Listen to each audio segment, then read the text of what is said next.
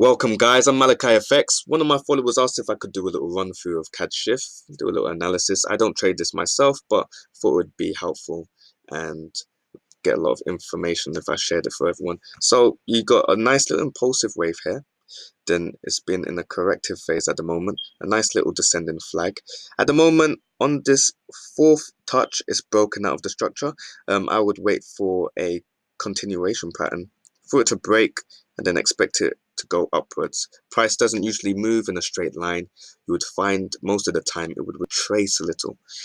If not, sometimes we look at different scenarios. So sometimes price can move above the trend line, then break below the structure and trap buyers. So you'd look for price to move down back within the structure.